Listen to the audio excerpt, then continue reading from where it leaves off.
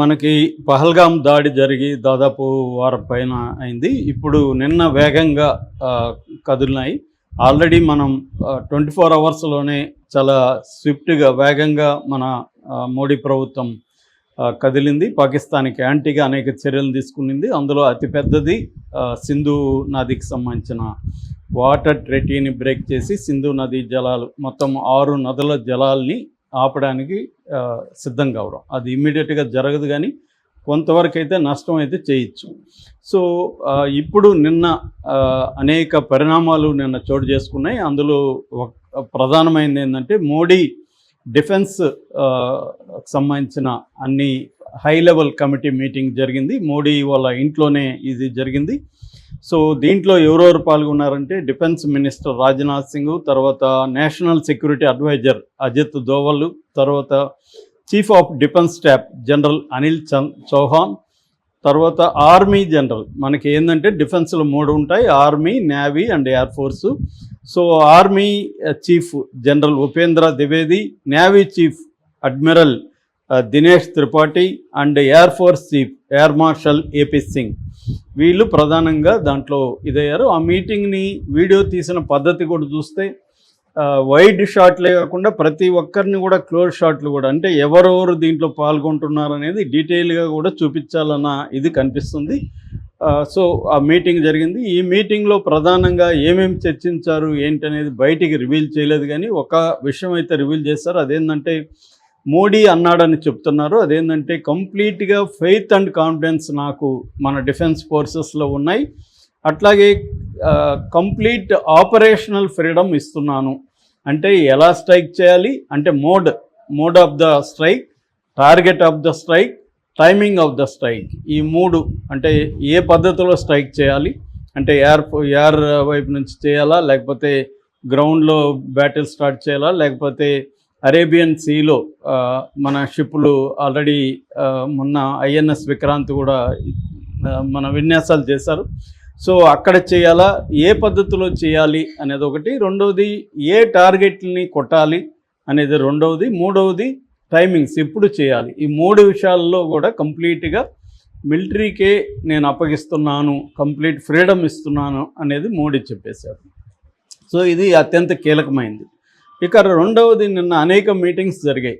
ఒకటి RSS chief Mohan Bhagat మోడీని కలిశాడు. ఆ తర్వాత సిసిఎస్ మీటింగ్ జరిగింది, అంటే cabinet committee on security meeting జరిగింది. తర్వాత వార్ క్యాబినెట్ మీటింగ్ జరిగింది, అంటే అత్యవసరంగా వార్ వస్తే మన దేశంలో ఎట్లాంటి పరిస్థితులు ఉంటాయి ఇవన్నీ జరిగాయి. ఆ తర్వాత అమిత్ షా వెళ్ళి మోడీని కలిశాడు. అమిత్ షా ఎందుకు కలిశాడు? అమిత్ షా హోంమంత్రి కాబట్టి పాకిస్తాన్తో వార్ వచ్చినప్పుడు ఇంటర్నల్గా పరిస్థితులు ఎలా ఉంటాయి, ఇంటర్నల్ భద్రతల పరిస్థితి ఏంటి, అవి జరిగాయి. తర్వాత పార్లమెంట్ కమిటీ ఒకవేళ పార్లమెంట్ని అత్యవసరంగా సమావేశపరచాలంటే ఏం చేయాలనే దాని మీద కూడా చర్చించారు. ఎందుకంటే యుద్ధం తీవ్రత పెరిగే కొద్దీ పార్లమెంట్ను కూడా కాన్ఫిడెన్స్లోకి తీసుకోవాల్సి ఉంటుంది. పార్లమెంట్ కూడా తీర్మానం చేసే అవకాశం ఉంది. అంటే ఈసారి మోడీ ఏంటంటే యూనిలేటరల్ డిసిషన్ కాకుండా మన యుద్ధం అనేది దాని రిపర్కషన్స్ ఒకసారి స్టార్ట్ చేస్తే లాంగ్ టర్మ్ 1 year 2 years కూడా యుద్ధం చేయాల్సి రావచ్చు.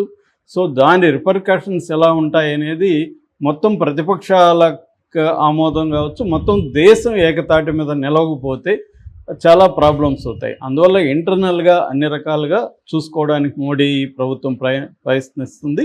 అట్లాగే నిన్న హోమ్ సెక్రటరీ అనేక పారామిలిటరీ ఫోర్సెస్ గురించి నేను ఆల్రెడీ చెప్పాను. మనకేంటంటే రెగ్యులర్ ఆర్మీ ఉంటుంది, రిజర్వ్డ్ ఆర్మీ ఉంటుంది, పారామిలిటరీ ఫోర్సెస్ ఉంటాయి. మనకి దాదాపు 25 లక్షల పారామిలిటరీ బలగాలు ఉన్నాయన్నమాట. ఇందులో బిఎస్ఎఫ్, బార్డర్ సెక్యూరిటీ ఫోర్సు, తర్వాత Assam rifles, NSG national security guards, తర్వాత CRPF central reserve police force, CISF central industrial security force, వీటన్ని హెడ్లతో నిన్న హోమ్ సెక్రటరీ సమావేశమయ్యాడు. సో ఇలాగా అంటే మనకు అర్థమయ్యేది ఏమంటే ఈ ప్రిపరేషన్ అంతా చూస్తే ఖచ్చితంగా 24 గంటల నుంచి 36 గంటల లోపు అటాక్ అయితే జరిగే అవకాశం ఉంది. అందుకనే పాకిస్తాన్ మంత్రి కూడా రెవెన్యూ మంత్రి అతాపూర్ తరార్ అనే ఒక ఇన్ఫర్మేషన్ మంత్రి, పాకిస్తాన్ ఇన్ఫర్మేషన్ శాఖ మంత్రి అనౌన్స్ చేశాడు. అదేంటంటే ఇండియా 24 గంటల నుంచి 36 గంటల లోపల మన దేశం మీదకి అటాక్ చేయబోతుంది, మనందరూ రెడీగా ఉండాలని అక్కడ కూడా చేశారు. సో ఇండియాలో కూడా టైమింగ్ అనేది మనకి క్లియర్గా తెలియదు, కానీ బయటికి రాలేదు. కానీ 36 గంటల లోపలే లేదా 48 గంటల లోపలే మన ఆర్మీ అటాక్ చేసే అవకాశాలు క్లియర్గా కనిపిస్తున్నాయి. సో అందుకనే ఈ ప్రిపరేషన్ అంతా జరుగుతుంది. ఇప్పుడున్న ఇదేంటంటే అందరికీ యుద్ధం అనేది ఖచ్చితంగా చేస్తారు, అటాక్స్ అనేది చేస్తారు. అయితే ఎట్లా చేస్తారు అన్నప్పుడు గతంలో ఎట్లా చేశారు? 2016లో ఉరి అటాక్స్ కానీ, 2019లో అక్కడ బాలాకోట మీద పుల్వామా దాడి, వాళ్ళు వచ్చి పుల్వామా మీద దాడి చేసి మన సిఆర్పిఎఫ్ జవాన్లని 40 మందిని చంపినాక మనోళ్ళు 12 రోజుల తర్వాత బాలాకోట్ మీద సర్జికల్ స్ట్రైక్ చేశారు. చాలామందికి సర్జికల్ స్ట్రైక్ అంటే ఏందో తెలియదు. సర్జికల్ స్ట్రైక్ అంటే ఏంటంటే టార్గెటెడ్గా ఎవరిని కొట్టాలో వాళ్ళనే కొట్టడం. అంటే ఒక సామెత ఉంది, మనం శత్రువును కొడితే శత్రువుకే దెబ్బ తగలాలి, ప్రజలకి దెబ్బ తగలకూడదు. మనల్ని శత్రువు కొడితే మనకి దెబ్బ తగలకూడదు, ప్రజలకి తగలాలి అన్న ఒక యుద్ధ సామెత ఉంటుంది. అలాగా మనం పాకిస్తాను ప్రజల మీద మనకేం కోపం లేదు. ప్రజలు మన ప్రజలైనా వాళ్ళ ప్రజలైనా ఒకటే. పాకిస్తానీ ప్రభుత్వం మీద, మిలిటరీ మీద, టెర్రరిజాన్ని ప్రోత్సహిస్తున్న వాళ్ళ మీద మాత్రమే మనకి కోపం ఉంది. వాళ్ళని మాత్రం హత్య చేయాలని మోడీ ప్రభుత్వం ఏం చేసిందంటే సూటిగా టార్గెటెడ్గా ఈ టెర్రర్ క్యాంప్స్ ఎక్కడైతే ఉన్నాయో బాలాకోట్లో ఆ క్యాంప్స్ మీద మాత్రమే అటాక్ చేసి టెర్రరిస్టులు మాత్రమే చంపేసి మళ్ళీ వచ్చేసారు. ఎక్కడ సివిలియన్స్కి ఒక చిన్న గాయం కూడా జరగలేదు. That is called surgical strikes. So ఇప్పుడు కూడా అలాగే జరుగుతాయా? కానీ అలా జరగవు ఇప్పుడు అని చెప్పడానికి మనకి మోడీ ఉపన్యాసం చాలు. మోడీ ఏమన్నాడు? మేము ఎవ్రీ టెర్రరిస్ట్ని ఐడెంటిఫై చేస్తాము, ట్రేస్ చేస్తాము, పనిష్ చేస్తాము. వాళ్ళు కల్లో కూడా ఊహించినంతగా పనిష్మెంట్ ఉంటుంది. నాట్ ఓన్లీ టెర్రరిస్ట్, వాళ్ళ బేకర్స్ని కూడా చేస్తూ ఉన్నాడు. ఇక్కడ మనం ఆలోచించాలి. ఇప్పుడు టెర్రరిస్టులు కాదు, అసలు టెర్రరిస్టులు అనేవాళ్ళు పాకిస్తాన్ ఆర్మీ చెప్పినట్టు వినేవాళ్ళు తప్ప అసలు టెర్రరిస్ట్ ఎవరంటే పాకిస్తాన్ ఆర్మీనే అనేది ఇండియన్ గవర్నమెంట్ కావచ్చు, లేకపోతే ప్రజల అభిప్రాయం కూడా ఏంటంటే ఇవాళ మీడియా మొత్తం కూడా అభిప్రాయం ఏంటంటే పాకిస్తాన్లో టెర్రరిజం అనేది మిలిటరీనే చేస్తుంది. ఇప్పుడు అసిం మునీర్ మిలిటరీ చీఫ్ అక్కడ, అతనే జనరల్ అసిం మునీరే ఈ పహల్గామ్ దాడి వెనక ప్లానింగ్ కానీ అన్నీ కానీ ఆయనే చేశాడనేది ఇప్పుడు వస్తుంది. సో ఈ అటాక్స్ ఎలా జరగబోతున్నాయి? మామూలుగా అటాక్స్ అనేవి ఎప్పుడు కూడా యుద్ధం అనేది 2 రకాలుగా ఉంటుంది. ఒకటి టాక్టికల్ వార్ఫేర్ అంటారు, 2 స్ట్రాటజికల్ వార్ఫేర్ అంటారు. టాక్టికల్ వార్ఫేర్ అంటే ఇప్పుడు ఇందాక చెప్పినట్టుగా మనకు అందరికీ కనబడే విధంగా ఇమీడియట్గా ఫలితం ఉండే విధంగా జరగడాన్ని టాక్టికల్ అంటారు. టాక్టికల్ అంటే ఇమీడియట్ అన్నమాట. సో అది మనకి ఇంతకుముందు జరిగిన బాలాకోట్ కానీ, ఉరి అటాక్స్ కానీ ఇవన్నీ ఏంటంటే టాక్టికల్ అటాక్స్. కానీ టాక్టికల్ అటాక్స్ అనేవి సరిపోవు. ఎందుకంటే మనం ఎన్నిసార్లు అటాక్స్ చేస్తున్నా టెర్రరిజం అనేది వస్తూనే ఉంది పాకిస్తాన్ నుంచి. కాబట్టి స్ట్రాటజిక్ అటాక్స్ కూడా కావాలి. ఈ స్ట్రాటజిక్ అటాక్స్ అనేది ఏంటంటే లాంగ్ టర్మ్ అటాక్స్. సో ఇవి మనది ఒక స్టార్ట్ చేస్తే వచ్చేయడం అనేది ఇప్పుడు ఉండదు. స్టార్ట్ చేస్తే కంటిన్యూ అయ్యే అవకాశం ఉంది. ఎందుకంటే మనం స్టార్ట్ చేస్తే పాకిస్తాన్ కూడా రెడీగా ఉంది. పాకిస్తాన్ ఆల్రెడీ ఎయిర్ క్రాఫ్ట్స్ని బయటికి తీసింది.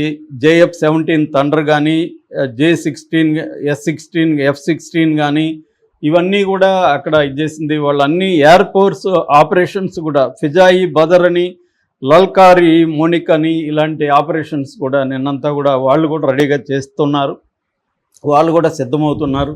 ఇంకో పక్క LOC లైన్ ఆఫ్ కంట్రోల్, అది 700 కిలోమీటర్లు మనకి పాకిస్తాన్కి మధ్య బార్డర్ ఉంటుంది, మిలిటరీ బార్డర్ అది. ఆ లైన్ ఆఫ్ కంట్రోల్లో గత 5 రోజుల నుంచి పాకిస్తాన్ సైన్యం మన సైన్యం మీద కాల్పులు జరుపుతున్నారు. మన వాళ్ళు రిటాలియేట్ చేస్తున్నారు. సో అగ్రెసివ్గా కనిపిస్తున్నట్టుగా పాకిస్తాన్ నటిస్తుంది. నిజానికి పాకిస్తాన్కి ఇండియాకి పోలిస్తే ఇండియన్ బలాలు విపరీతంగా ఎక్కువ. మన బడ్జెట్ నిన్న కూడా చెప్పాను, దాదాపు 10 రెట్లు మన బడ్జెట్ ఎక్కువ. రెండోది 2019 నాటికి ఇవాల్టి నాటికి మన బడ్జెట్ 80% పెరిగింది, డిఫెన్స్ బడ్జెట్. అంటే ఆ స్థాయిలో మన ఎక్విప్మెంట్, మన ఎఫిషియన్సీ, మనకున్న ఫ్లైట్ ఇది కానీ, ఎయిర్ స్ట్రైక్ క్యాపబిలిటీస్ కానీ అన్ని రకాలుగా అది అడ్వాన్స్డ్ ఆర్మీ అని చెప్పుకోవచ్చు. నేను అది డీటెయిల్గా కూడా ఒక వీడియోలో చెప్పాను.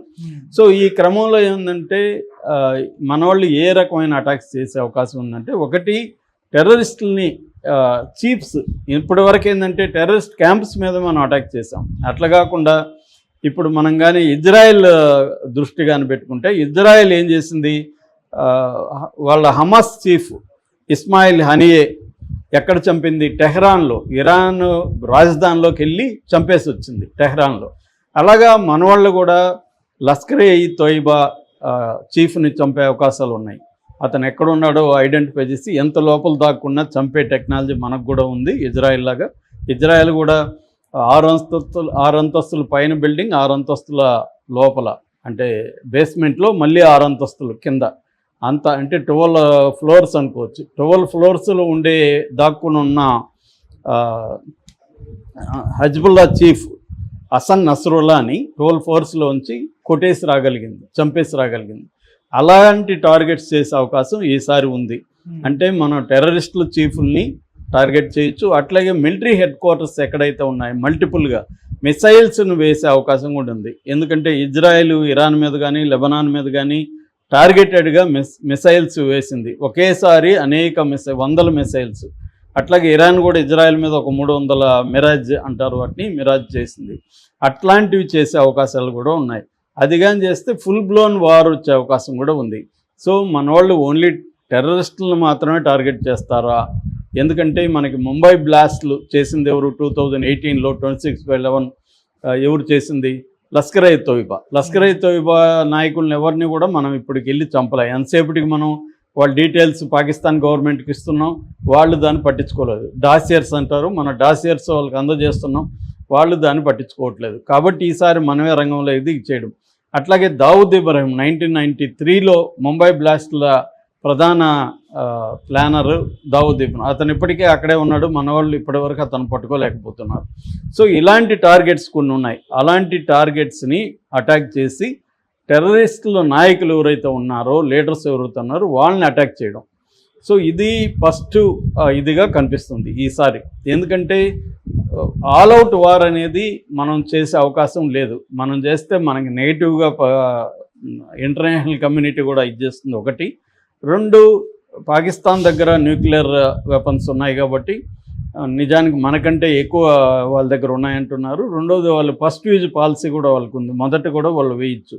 కాబట్టి ఆల్అవుట్ వార్ జరిగే అవకాశం లేదు. కానీ ఎయిర్ స్ట్రైక్ జరగచ్చు, ఈ సర్జికల్ స్ట్రైక్ జరగచ్చు, నేను చెప్పినట్టుగా టార్గెటెడ్గా లీడర్స్ని చంపే అవకాశం ఉంది. అట్లాగే షిప్పులకు సంబంధించి ఇప్పుడు మన హౌతీలో చూస్తే, హౌతీ రెబల్స్ అక్కడ రెడ్ సీలో షిప్పులంతా ఆపేశారు. అమెరికా కావచ్చు, ఇజ్రాయెల్ కావచ్చు, 2 ఏళ్ళుగా మార్గం మూసేశారు. అలాగా మనోళ్ళు కూడా అరేబియా దీంట్లో పాకిస్తాన్ షిప్స్ని బ్లాకేడ్ అంటారు. ఈ బ్లాకేడ్ కానీ చేయగలిగితే పాకిస్తాన్ రవాణా మొత్తం స్తంభించిపోతుంది. అంటే చాలామంది ఏమనుకుంటారు, ఓన్లీ మిలిటరీ పరంగానే గాయపరచాలి శత్రువుని అని అనుకుంటారు. అది రాంగ్. అనేక ఫ్రంట్లలో పాకిస్తాన్ని గాయపరిచే అవకాశం ఇండియాకు ఉంది. ఇప్పుడు అన్ని మార్గాలను ఇచ్చేస్తుంది. అట్లాగే కోవర్ట్ ఆపరేషన్స్, అక్కడున్న కొంతమంది మిలిటరీ అధికారులను కూడా చంపే అవకాశాలు ఉన్నాయి. ఎందుకంటే ఆల్రెడీ పాకిస్తాన్లో బలూచిస్తాన్ లిబరేషన్ ఆర్మీ ఒక పక్క పోరాటం చేస్తుంది. అట్లాగే టీటీపీ అంటారు, తెహ్రిక్ ఈ తాలిబాన్ పాకిస్తాన్ అని, అంటే తాలిబాన్కి పాకిస్తాన్, ఆఫ్ఘనిస్తాన్కి పాకిస్తాన్కి మధ్యలో ఒక బోర్డర్లో ఈ టీటీపీ ఉంది, ఆఫ్ఘనిస్తాన్కి సంబంధించిన. అక్కడ రెబల్స్ అక్కడ ఉన్నారు. సో వాళ్ళ హెల్ప్ తీసుకొని, ఎందుకంటే వాళ్ళకు కూడా పాకిస్తాన్ ఆర్మీనే ప్రధాన శత్రువు.